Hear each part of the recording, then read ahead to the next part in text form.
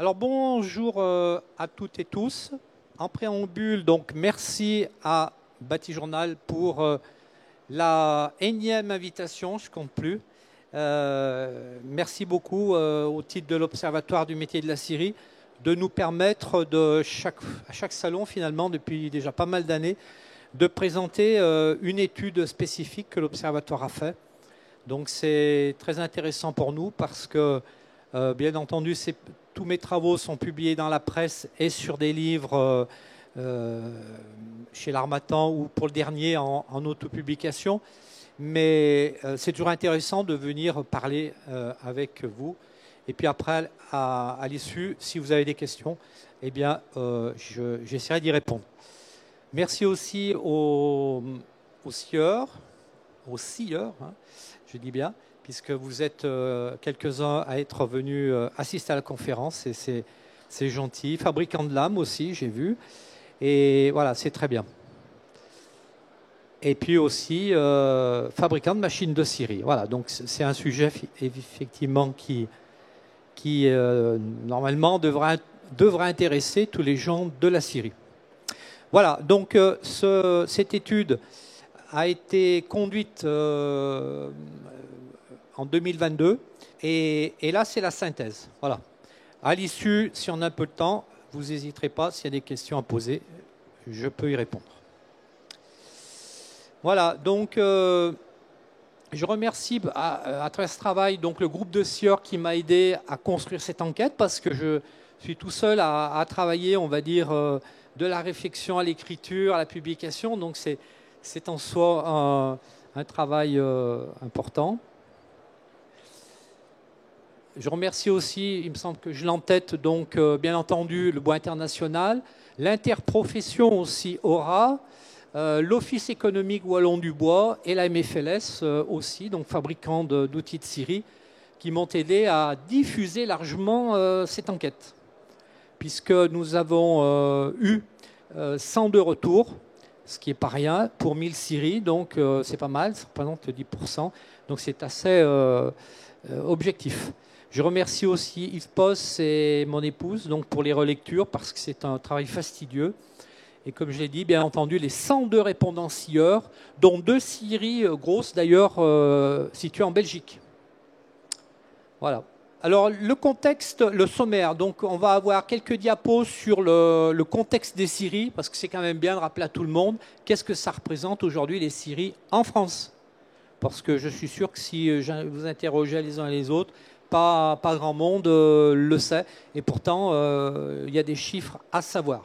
Alors, les répondants, bien entendu, qui sont-ils?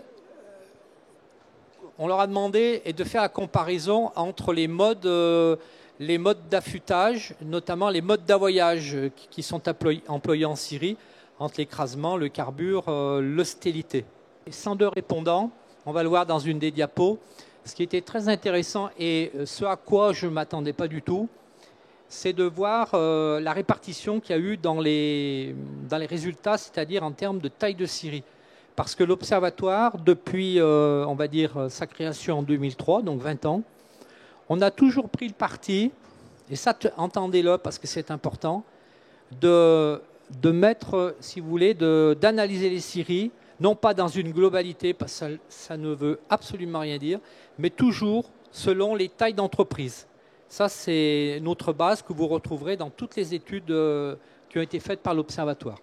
Alors, il faut savoir que sur la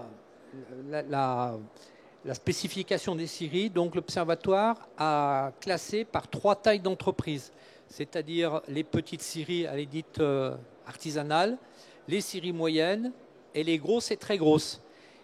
Et elles sont catégorisées à travers donc, les chiffres qui nous sont donnés par la GREST, hein, le ministère de l'Agriculture, des chiffres qui sont repris, d'ailleurs les scieurs qui sont là le savent, sur les enquêtes annuelles de branche.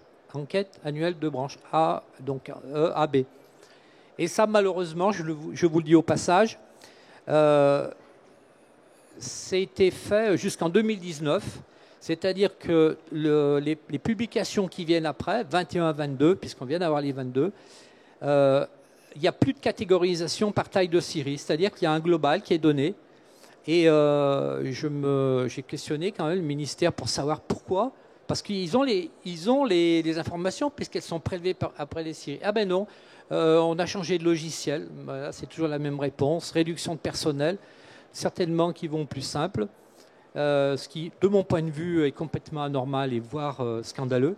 Parce qu'on n'a plus aujourd'hui d'éclairage par rapport aux tailles d'entreprise. Et alors j'espère qu'ils vont, je pousse pour qu'ils réagissent et qu'ils fassent les choses bien, parce que je trouve ça complètement normal. Allez, j'espère que ça va être bon, qu'on reprenne le cours. Voilà, donc j'en étais à la comparaison des modes de voie sur les rubans. Alors bon, pour les scieurs, ça parle, pour les autres, peut-être un peu moins. L'affûtage donc et l'entretien des lames. Voilà, alors après, donc ce qui était intéressant de sonder les scieurs aussi, c'était de savoir qu'est-ce qu'ils faisaient en entretien, donc en interne et en externe. Hein, les deux, parce qu'aujourd'hui c'est ça, beaucoup de scieries font faire leur affûtage en interne. Et là, bon, ça nous a permis de mesurer effectivement combien il y en a qui travaillent vraiment tout l'affûtage en interne et certaines, sur 100, qui travaillent tout en externe. Ensuite, donc, on s'est interrogé sur la formation dans le domaine de l'affûtage, où on en est aujourd'hui, scolaire, continu et sur le tas, puisqu'il y a 3 formules. Et puis aussi un questionnement qui a beaucoup intéressé les scieurs et les affûteurs, c'est le coût moyen de l'affûtage entretien selon je répète, selon la taille d'entreprise. C'est-à-dire qu'on n'a pas globalisé, on a bien... Alors, on le verra tout à l'heure, mais sur les 100, il y en a 50 qui ont donné des chiffres très intéressants. Voilà, donc le contexte des scieries françaises. Donc, il faut savoir qu'aujourd'hui, grosso modo, au dernier chiffre que j'ai, 2021, on est à 1200 scieries en France. Hein, 1200 scieries. On était, alors parlons pas des années 60 à 15 000 scieries, hein, mais plus proche... par exemple, 73, la fin des 30 Glorieuses, on était à 9000 scieries. Vous vous rendez compte? On est aujourd'hui à moins de 1000. C'est-à-dire qu'on perd grosso modo 50-60 scieries par an dans l'indifférence la plus totale. Voilà.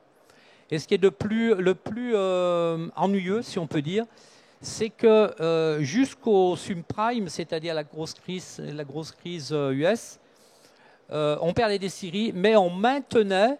peut-être que vous le voyez sur le graphique, on maintenait le chiffre des 10 millions de mètres cubes de sciage depuis 1973. Et malheureusement, après la crise US, alors vous vous rappelez, hein, c'était la chute de la construction, etc. Donc on a baissé en production. Et voilà, à l'heure d'aujourd'hui, vous voyez, le dernier chiffre de 2021, on est à 8 600 000 mètres cubes de sciage. Et on n'arrive pas, malgré la modernisation des scieries, à reprendre ce volume. Alors, c'est quand même ennuyeux.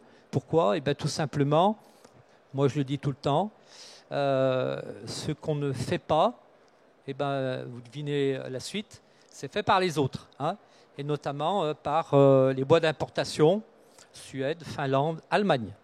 Autrement dit, on rentre pratiquement 2,5 millions de mètres cubes de sciage par an.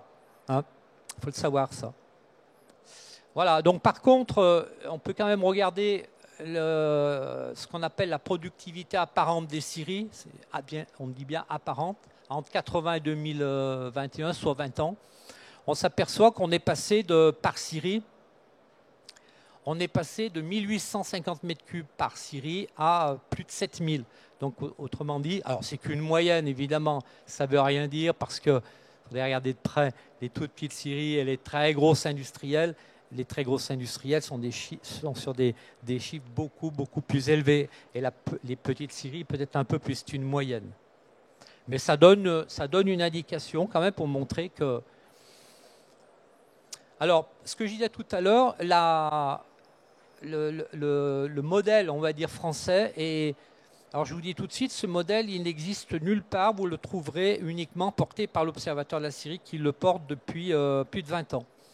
C'est-à-dire, depuis 15 ans, je ne parle plus de scierie artisanale parce que, bon, c'est plus ou moins péjoratif, certains peu mal interprété. On a développé le concept, il y a plus de 15 ans, de scierie de service, c'est-à-dire pour ces petites unités, voire moyennes, donc qui représente quand même 80% du nombre de scieries. C'est énorme, on a encore beaucoup de... Là, sur les chiffres que j'ai de 2019, ça représentait plus de 1000 scieries qui sont dans la tranche de ces scieries de service. Et d'ailleurs, entre parenthèses, ce concept de scierie de service, aujourd'hui, ben, il est repris par beaucoup de gens. C'est une des satisfactions de notre groupe de travail de voir qu'on a mis un peu cette idée en tête dans les entreprises et beaucoup l'ont repris. C'est très bien. On ne parle plus trop de scierie artisanale, mais plutôt de scierie de service. Après, donc, alors scierie de service, ça veut dire bien entendu du sciage, mais aussi de la quincaillerie, des produits, enfin, voilà, du rabotage, c'est le service. Après, bon, on a une tranche, donc sur mes chiffres, moi, de 191 unités, 14% de la production. Non, 14% je ne sais plus, 14% du nombre, oui, du nombre. Ça représente donc, c'est des scieries qui sont déjà sur du monoproduit. Hein. Elles ne sont plus trop sur le service. C'est un petit peu à cheval entre les petites scieries et les très grosses scieries industrielles, qui elles, type, j'allais dire, les premières en France, Siat, Braun Siat, Pifto, Moulin, BDD, enfin tous ces gens-là qui font des très gros volumes de sciage. Donc ça, moi je les appelle vraiment des scieries de production industrielle. Voilà, alors on rentre dans l'enquête. Donc l'enquête, c'est ce que je vous disais tout à l'heure. Là, par contre, vous pouvez suivre sur les schémas puisque je crois qu'ils sont intégralement reproduits. Ont répondu donc 16% de scieries industrielles, donc sur les 100, 13 en résineux et 3 en feuillus. Et sur les 13, on a la première de France et puis de mémoire, il me semble, la 6 ou 7e. Donc très intéressant de regarder de près. On a aussi dans les moyennes, on va dire, de mémoire, je crois, 43%. Donc 25 en résineux et 19 en feuillu. Donc intéressant aussi, beaucoup de gens du feuillu ont répondu. Voilà, c'était pas du tout téléguidé, hein, c'est envoyé comme ça, on a eu une chance énorme. Et puis dans les autres, 41%, donc, alors je me suis trompé, là c'est plutôt les scieries moyennes, 41%, parce qu'on trouve 16 en résineux, mais aussi 26 en mixte. Ça veut dire que c'est des entreprises qui font aussi bien du résineux que du feuilleux. Ça existe en France, hein, des gens qui font les deux essences. Voilà, les répondants donc s'inscrivent, les 100, sur un axe allant de l'Alsace, Hollande, en passant par le Massif central. C'est l'axe un peu des scieries qui est comme ça en fait et qui correspond au massif forestier. Donc là aussi, ce n'était pas voulu du tout. Hein. Chaque entreprise, je les ai positionnés sur un département et on s'aperçoit qu'on est exactement sur l'axe du bois entre l'Est et le Sud-Ouest. Voilà, dans les répondants, alors rapidement, pour les catégoriser un petit peu, on va dire que les petites scieries dites de service, on s'aperçoit que c'est des gens qui ont des rubans de 110, 120, bon pas très gros, des déligneuses classiques, des dédoubleurs, voilà. Donc on a encore sur des scieries traditionnelles quelques scieurs horizontaux. C'est des gens en résineux, en grume, là par contre, on est presque à 3000, la moyenne c'est à 3000 mètres cubes. En sachant qu'il y en avait un petit peu plus et d'autres un peu moins en résineux. Quelques châssis aussi, encore, c'est en voie de disparition, mais on a remarqué qu'il y avait quand même quelques châssis aussi qui étaient des scies alternatives, pour ceux qui ne connaissent pas, qui étaient encore employés en France, vraiment dans les petites scieries, notamment Jura, Alsace, surtout dans l'Est. Dans les moyennes, alors là, on voit que on est déjà dans des boîtes 15 000 mètres cubes de grumes, par exemple, en moyenne. Donc là, oui, on monte déjà d'un cran. En feuillu, 11 000. Et là, on voit en moyenne les gens du ruban, donc aujourd'hui des scies à ruban 1400 à 1600, donc on monte déjà en diamètre, des twins, et puis des centres de reprise circulaires, on va dire des moyennes et des très grosses déligneuses, des multilames pour les gens qui font de la palette.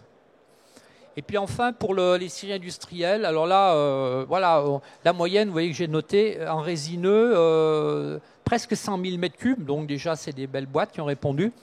Et dans le feuillu, 45 000 m3. Donc, ils ne sont pas nombreux dans le feuillu à avoir des volumes aussi importants. Alors, on trouve de la ligne conventionnelle, qui est assez, finalement, classique aussi bien dans le résineux que dans le feuillu, c'est-à-dire des gros rubans, 1600, 1800, voire, bon, pas dans mon enquête, mais aujourd'hui, on prend par exemple Moulin et Siat, ont monté du 2,10 m. 2,10 m, donc le diamètre des volants, ce qui nous fait des lames à, je ne veux pas dire de bêtises, mais autour de 400 mm de large. Autant vous dire que c'est des gros. Des gens qui ont, alors ça c'est plutôt utilisé pour faire les gros bois, et puis bien entendu pour faire les bois petits et moyens, des lignes cantaires, c'est-à-dire des lignes circulaires. Voilà, donc c'est un peu la typologie de ce qu'on trouve aujourd'hui dans les scieries. Alors au niveau de l'affûtage, dans les petites scieries ou scieries de service, on trouve de l'affûteuse conventionnelle, ce qu'on dit à sec, c'est-à-dire ce n'est pas des machines sous arrosage. Encore pas mal de bancs de planage. Et puis on trouve des gens qui encore écrasent manuellement. Donc des gens qui ont des machines alligator, Volmer, Loroc, Mébor. Dans les moyennes, on trouve maintenant beaucoup de gens qui ont des affûteuses sous arrosage. Donc on est monté en gamme, on va dire, au niveau de l'outil d'affûtage. Donc ce qui permet d'affûter plus rapidement au lieu d'avoir des tours et des tours qui se font à sec. Là, en 2 tours, pratiquement, les gens peuvent affûter. Donc des gens qui ont beaucoup maintenant, de plus en plus, des machines à planer, machines à écraser, tables à souder, certains. Les marques repérées, donc Iseli, Volmer, UTMA, voilà, donc pareil, du matériel déjà sophistiqué. Et chez les industriels qui, eux, ont, on le verra tout à l'heure, mais leur équipe d'affûteurs, ça c'est clair que les industriels maîtrisent. Eux, ils ont bien entendu des machines affûtées sous arrosage, machines à planer, tables à souder, ils ont tout, quoi. Et certains sur les industriels stellitent même, c'est-à-dire qu'ils font leur stellitage, comme le fait un fabricant de matériel, enfin d'outils de scierie. Donc on retrouve les Volmer, Iseli, Armstrong, Alligator, UTMA, etc. Voilà, alors la première question qui était posée, c'est qu'est-ce que les gens utilisent sur les 102? Donc là, on a les réponses nettes et précises. Donc le plus utilisé, c'est le stellite, ça ne surprendra personne. Donc les petites scieries 26 sur 100 sont en stellite, 26 en moyenne et 10 chez les industriels. Le carbure, donc, nous sommes 10 chez les artisans, 12 chez les moyens et 2 chez les industriels. Donc on remarque que les industriels, ça se comprend puisqu'ils ont du personnel, ils peuvent travailler en autonomie, donc ils se dirigent plutôt sur le stellite ou l'écrasement. Et puis, l'écrasement. Voilà, l'écrasement, donc on pensait, moi le premier, que c'était en voie de disparition, que ça n'existait plus. Pourtant, on se rend compte que sur les 102, eh ben, il y a encore 6 scieurs chez les artisans qui écrasent leur lame. Alors pour ceux qui ne savent pas ce que c'est que l'écrasement, c'est un refoulement de la dent avec un petit appareil manuel ou pas. Mais voilà, c'est une technique assez ancienne, mais qui permet d'être complètement autonome. 6 chez les moyens et 4 chez les industriels. Autrement dit, 6 et 6, 12, 12 et 4, 16. On a 16 scieurs, encore aujourd'hui, qui travaillent totalement en écrasement sur 100. Ça va pour tout le monde?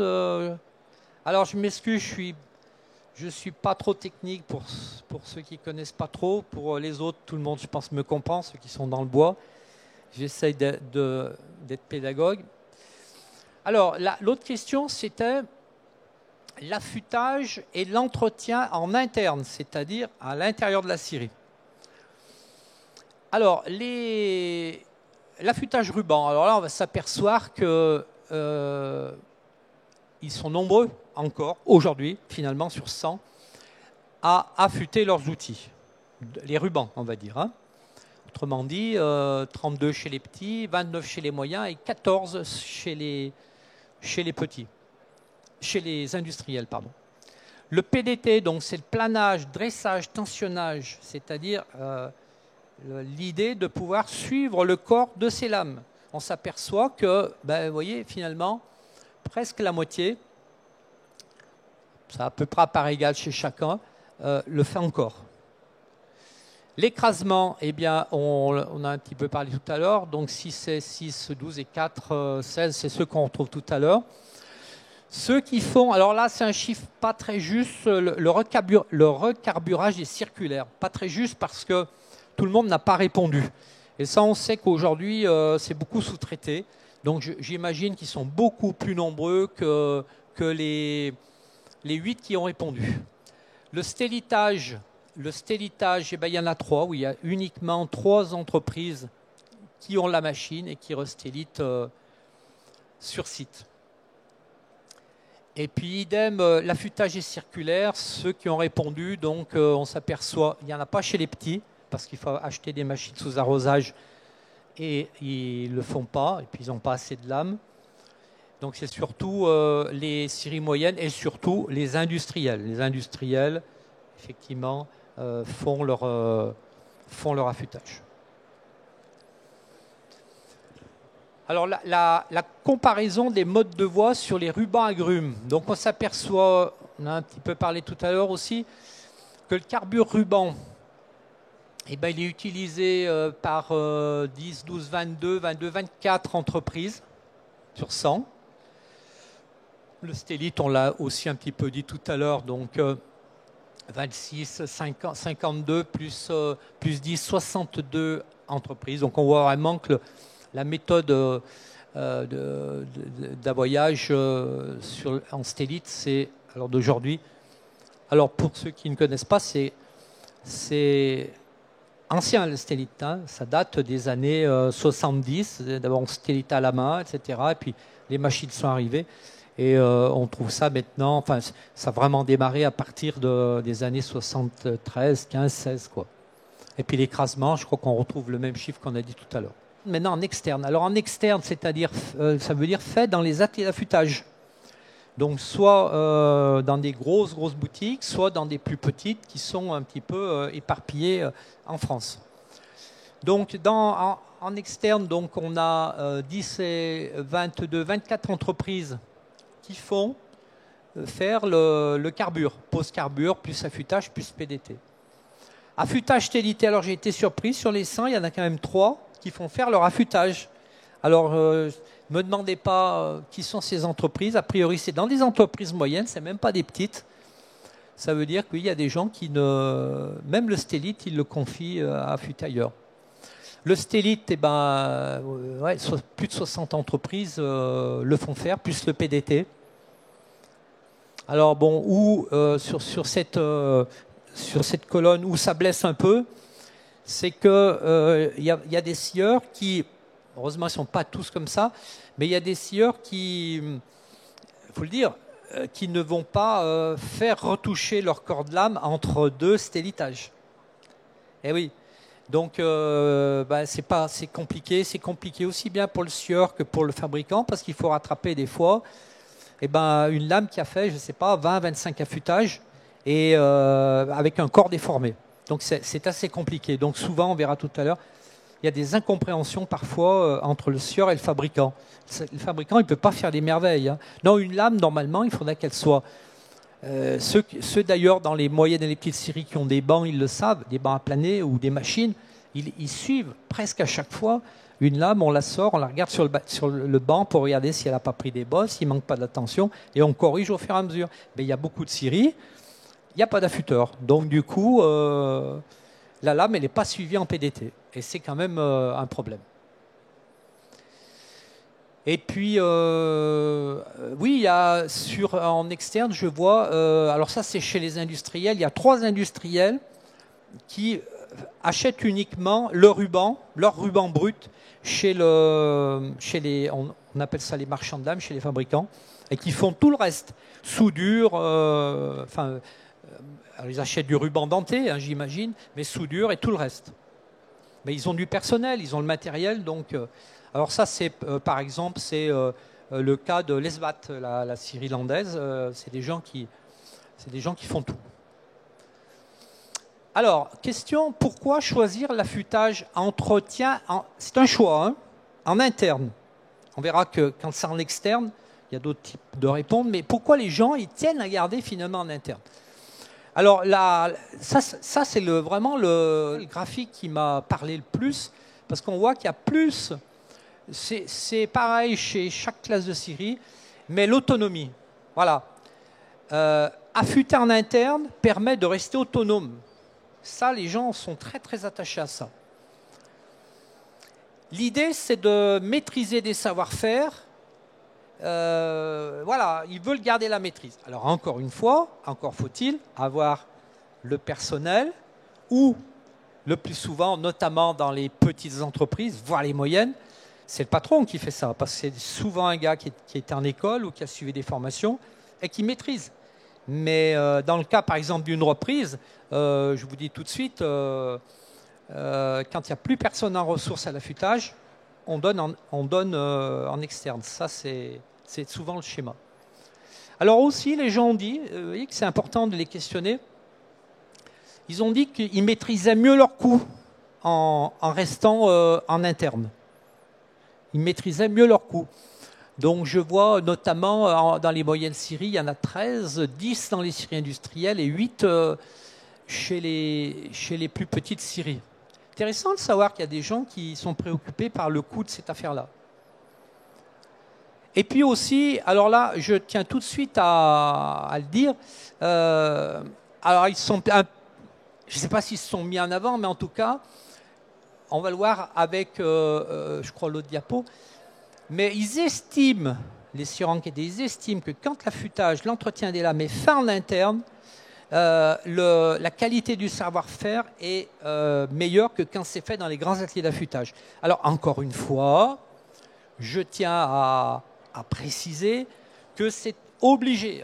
Les malentendus, je le sais, on me le renvoie tout le temps, les malentendus sont que des scieurs croient que la fabrique de lames peut rendre un outil nickel, mais c'est impossible. C'est impossible quand on a fait toute une série de sciages sans entretenir la lame. C'est impossible.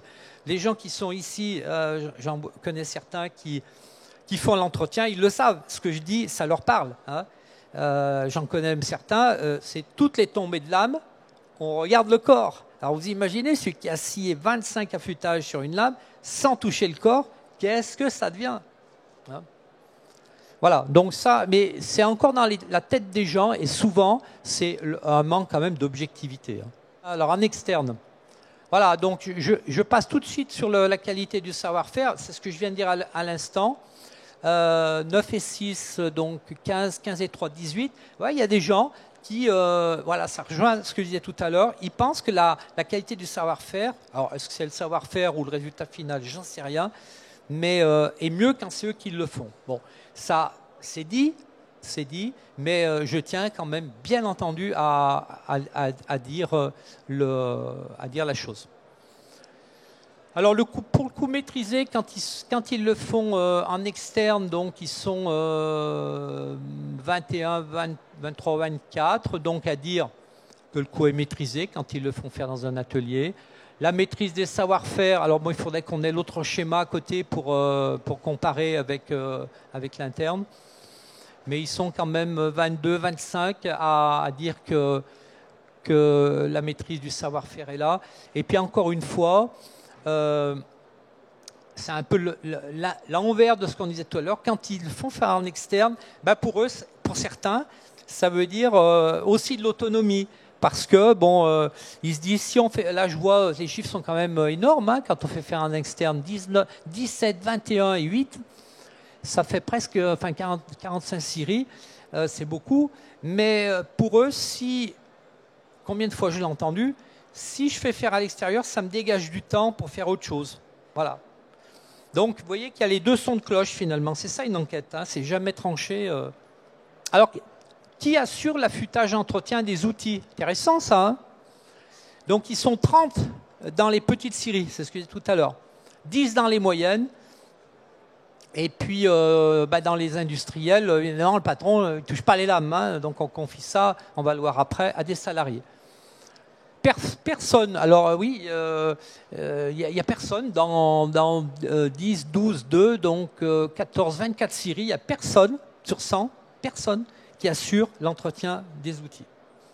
Par contre, l'enquête a permis de voir qu'on a 4 et 2, donc 8 sur 100 prestataires de services qui viennent intervenir dans les scieries pour faire l'entretien des lames. Ça, c'est des choses qu'on ne savait pas. Hein. Il y a des prestataires donc, qui interviennent sur plusieurs scieries ou que sur une scierie. Des prestataires, des fois, qui viennent de chez les fabricants de lames, qui mettent à disposition un affûteur. Les salariés, donc, ils sont 25. Il y a 25 salariés qui interviennent donc dans les scieries industrielles. Donc, il y a du monde dans les scieries industrielles hein, qui font l'affûtage. Souvent des équipes entre 4 et 6, voire chez Siat, il me semble plus de 10 personnes. C'est énorme. Dans les moyennes, il y a quand même 17 salariés. Hein, il y a quand même des salariés. Il n'y a pas que le patron qui affûte. Hein. Ou alors, ça peut être le patron et un salarié. Et puis, dans les petites scieries, il n'y en a que 4. Il n'y a que 4. Alors là, c'est des patrons, que 4 salariés qui sont capables d'affûter dans les petites scieries. C'est essentiellement fait par le patron. C'est intéressant à savoir. Hein. On voit que dans le métier, il y a des choses fines qui se font. Alors, sur la formation des gens, alors, les gens qui ont été formés en école. Donc, en école, on a 35 personnes. 11 dans les scieries petites, 13 en moyenne et 11 dans les scieries industrielles. On voit qu'il y a quand même à plus d'un tiers sur les 100 qui sont passés en école pour être formés. Alors, l'école, bien entendu, Mouchard, bien sûr, la célèbre école du bois, mais aussi plus récemment la Mur-sur-Azergue, le CFA d'Ambert, l'école de production, je ne sais pas si je l'ai dit. Enfin voilà, donc c'est des gens qui sont passés. La formation continue. Donc on voit 8 et 5 et je crois 8 et 5, ouais, donc 13 personnes qui sont passées dans des stages à la MFLS, chez Luc Battard, à la Mur-sur-Azergue, et puis des formateurs qui sont venus aussi en place autant de format bois. Hein. Et puis sur le tas, alors là, sur le tas, c'est-à-dire le salarié qui a été formé avec le patron, ou tout seul, il n'y a pas toujours quelqu'un pour le guider, ou l'ancien affûteur qui pendant 3 jours est resté, lui a donné les tuyaux, puis après s'est débrouillé. Donc on en a 13 dans les petites scieries, 14 dans les moyennes, et 6 et 8 même dans les scieries industrielles, il y a des affûteurs qui se sont formés sur le tas. Voilà. Donc ça, je le rappelle, ce travail est récent, il est de 2022. C'est un zoom à s'actualiser. Alors, pour finir, intéressant de regarder aussi les coûts de l'affûtage. Parce que ça, alors, autant vous dire, vous ne trouverez jamais nulle part cette approche-là. Les coûts moyens affûtage-entretien par mètre cube scié. Alors je vous dis tout de suite, on a eu 50 scieries, c'est pas mal, hein, 50 scieries sur 100 qui ont répondu à cette question. Il y en a qui n'ont pas du tout répondu.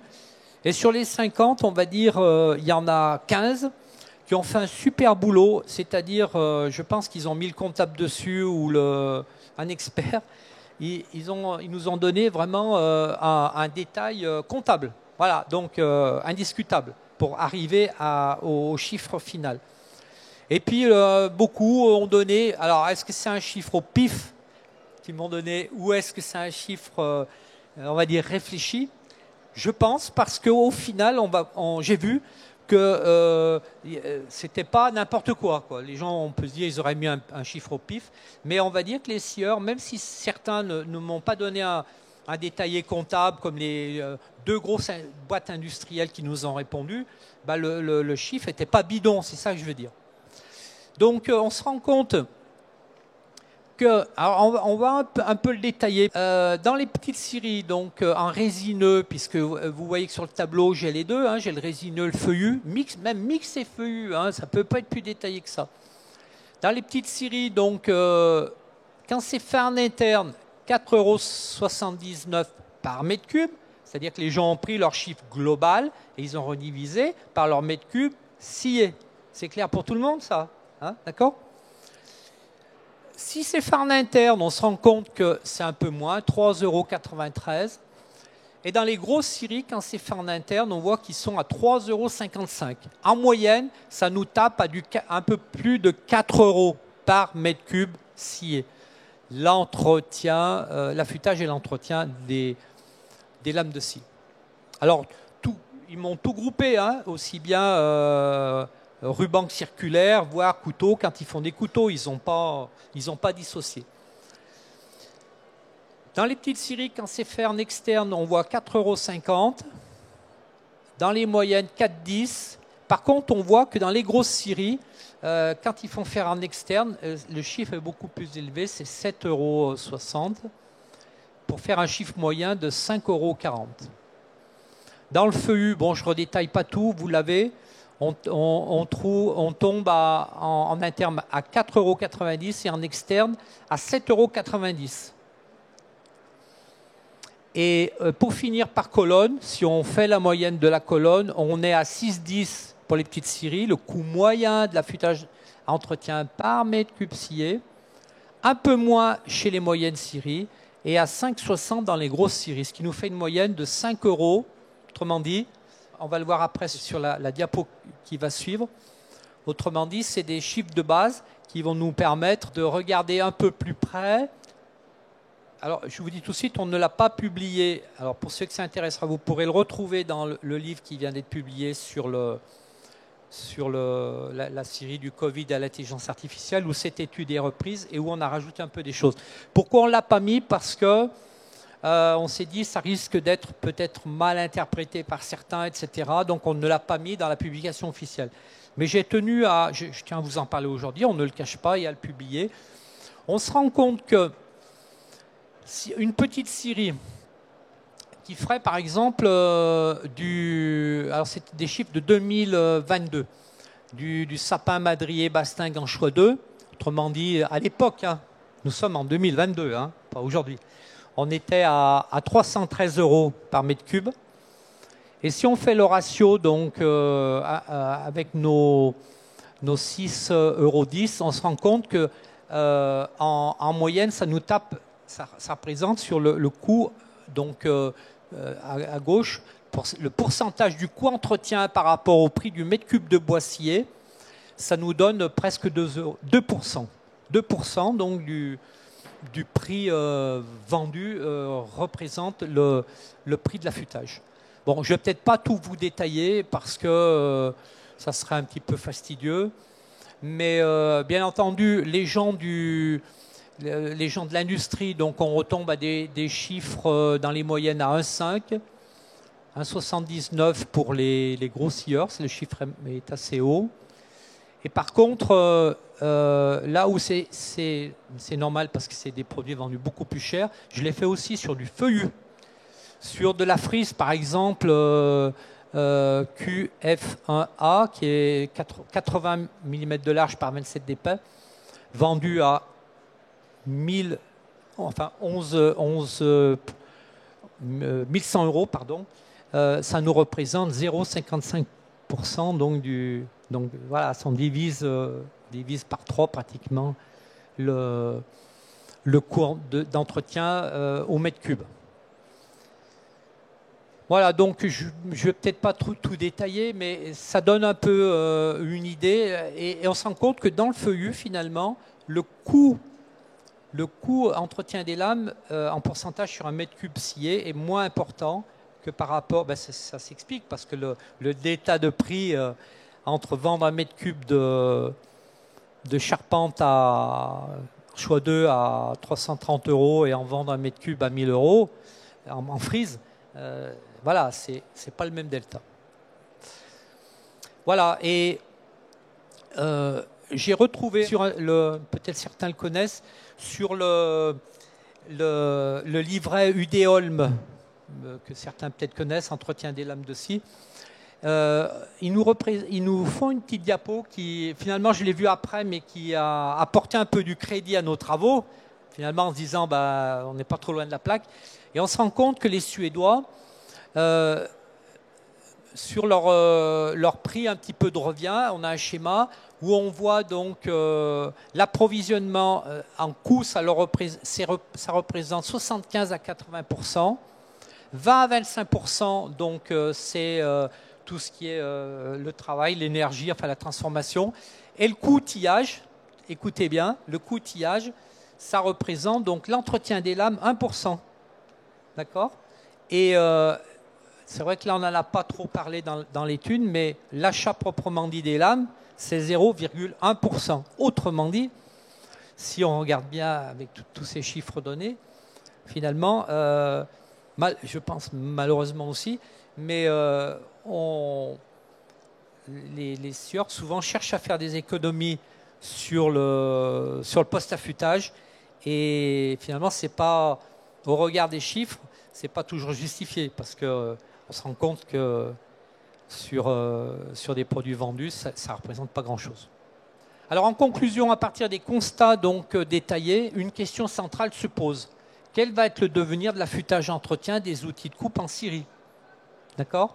Il faut le préciser, des tailles de scierie, parce que, encore une fois, les problématiques ne sont pas les mêmes entre une petite, une moyenne et une grosse. Il semble quand même que les mieux armés sont les scieries industrielles, petites et grosses, qui disposent en leur sein du personnel dédié et du matériel adapté. Ça, c'est clair. Sauf à tout externaliser, comme 2 entreprises de l'enquête, on l'a vu, les entreprises, finalement, le constat quand même, tiennent quand même à conserver l'affûtage entretien en interne, globalement. Hein. On l'a vu, puisque de mémoire, il me semble qu'il y a un peu plus de 20 qui font faire tout en externe et le reste est fait en interne. Alors, entendons-nous bien aussi, sur le cellitage par exemple, les gens disent, ben oui, on fait tout en interne, mais c'est faux, parce que le cellitage, la dépose de cellite se fait bien en externe, puisqu'on a vu qu'il n'y a que 3 entreprises sur 100 qui maîtrisent la technique. Donc c'est un peu, des fois c'est pas très objectif, et ça, c'est pas tellement catégorisé dans de l'externe. Et pourtant, la situation donc devient de plus en plus complexe, ça c'est une certitude, dans le secteur des petites et moyennes scieries. Dans l'enquête, ce sont 25 entreprises qui externalisent, c'est ce que je viens de dire tout à l'heure, totalement leur entretien des rubans et des circulaires. Alors l'enquête l'a révélé, c'est pour se dégager du temps, on l'a dit tout à l'heure, à des chefs d'entreprise, petites et moyennes entreprises, pressés, compressés par leur charge de dirigeants. Et ceux-là, bon, j'en connais, hein, qui externalisent depuis déjà des années. Car ce sont eux qui, la plupart du temps, mettent la main à la pâte dans les petites et moyennes scieries de l'entretien. Donc externaliser, et faut le dire, ce travail a aussi eu pour but ça. Externaliser, c'est un peu, pour eux, une entaille dans leur amour-propre. Ici, il y a des scieurs qui ont fait toute leur vie aussi dans le domaine, et qui comprennent ce que je veux dire. Moi, le premier, l'affûtage, c'était un peu la passion d'un scieur, parce qu'on affûte et on scie avec, on voit le résultat de son travail. C'est un rapport qu'il y a. Et ça reste, ce travail l'a montré, ça reste quand même fort. Ça reste fort. Alors, c'est une passion qui est souvent transmise d'ailleurs de génération en génération, ça c'est sûr. La première photo tout à l'heure que vous avez vue, donc c'est Dominique Subtil à la scierie Subtil. Donc c'est le fils qui fait l'affûtage, scierie de Feuillus. Et bon, il a fait l'école, mais c'est une continuation après son papa. Donc c'est souvent, ils me l'ont dit, c'est un crève-cœur de lâcher cette partie du métier, hein, faut le dire. Il n'y a pas que la production, il y a encore le métier, quoi. Le métier, ça passe aussi par préparer des lames, comme certains ont appris à l'école à le faire. Ça fait un ensemble au sciage. Voilà, plaisir de préparer un outil de A à Z, voilà, pour ceux qui sont passés dans les écoles techniques et les CFA. Il faut le dire. Hein. Mais il reste encore des inconditionnels de l'affûtage en interne, hein, qui assurent avec compétence et autonomie à l'entreprise. Et une autre frange, on l'a dit, choisit l'externalisation. Un choix vite acté, c'est ce que je l'ai dit tout à l'heure aussi un peu. Lorsque le repreneur d'une scierie CD, par exemple, n'est pas issu du sérail, alors, et qu'aucune compétence en interne n'existe, alors là, le choix est vite fait. Hein. On cherche un prestataire et on lui confie tout. Au final, les gars me l'ont dit, hein, le repreneur, il se dit j'ai pas de frais de personnel, pas de frais d'équipement, j'ai pas de préoccupation quant au recrutement et à la formation. Voilà, donc je donne mon outil et je fais travailler une entreprise. Alors, je pense que quand même, globalement, les choses, alors ça c'est mon interprétation, ne sont pas prêtes de changer étant donné la pénurie déjà de personnel qualifié. Donc c'est un personnel rare que par ailleurs, notamment les industriels, et j'ai des cas, s'arrachent entre scieries. Voilà, c'est la réalité. Hein. Les personnes compétentes sont... Mais je pense que c'est dans notre domaine comme dans d'autres domaines. Là, on entend des exemples. Face aux trop peu de salariés qualifiés formés par la voie scolaire ou la formation continue, bon, je pense quand même qu'il devrait y avoir une mobilisation autour de cette problématique. Mais apparemment, bon, ce n'est pas trop le cas, puisque nous, on tire la sonnette d'alarme depuis déjà au moins 15 ans. On a fait je crois, plusieurs séminaires là-dessus. Et bon, on s'aperçoit que c'est toujours aussi difficile pour les entreprises de trouver des gens qualifiés. Voilà, donc cette problématique est aussi présente chez les fabricants de lames, hein, beaucoup de difficultés à trouver des personnes formées déjà, donc on les forme en interne pour les garder. Alors par contre, ça je tiens à le dire, comme je l'ai dit dans le dossier sur l'IA que vous avez peut-être dû voir passer là, il y a 15 jours, je crois que c'est faux de croire non plus que la technologie va tout résoudre. Et ça, c'est un moyen, mais pas une finalité. C'est ce que j'ai dit dans l'article sur l'IA. Même si le transfert des compétences de l'homme à la machine en matière d'affûtage et d'entretien a fait des progrès considérables. Hein. On voit que ceux qui en sont équipés, ça fonctionne bien. Mais il ne faut pas perdre de vue quand même les bases du métier. L'outil, la machine, c'est un support. Mais connaître le métier, c'est quand même un petit plus. Surtout, c'est l'idée de l'affûtage, pour ceux qui l'ont pratiqué. Il y a l'œil, le toucher, sa coupe, et puis l'expérience, de mon point de vue, ça reste encore des valeurs primordiales en matière d'affûtage. Et de la coupe qui en résulte, vous le savez tous, une coupe durable, facteur incontournable de productivité, parce qu'on revient quand même les pieds sur terre. Une lame qui ne coupe pas ou qui sardine, vous le savez tous, ça peut poser de sérieux problèmes à la marge de l'entreprise.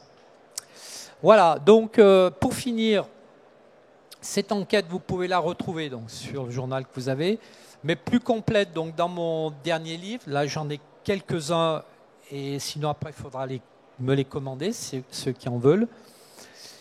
Voilà, plus des articles qui ont été publiés depuis 2021. Voilà. Donc ce livre vient de sortir. Et voilà, pour ceux qui s'intéressent à la Syrie, on est sur le dernier point, sur beaucoup de domaines, hein, aussi sur le domaine économique, par exemple. Voilà, bon, peut-être pour finir, je vois que j'avais passé mais bon, je pense que la plupart vous connaissez. Donc l'Observatoire du métier de la Syrie a été créé en 2003. C'est un travail bénévole, je le précise. Hein, on est financé par personne. Jamais de commande, c'est uniquement fait un petit peu sur l'idée qu'il y a la nécessité dans tel et tel domaine de faire une étude. Bien entendu, la publication aujourd'hui de ce livre, mais il y en a déjà 9 autres avant sur la Syrie. Vous pouvez les retrouver depuis 20 ans, vous regardez sur Internet, sur des sujets différents. Voilà.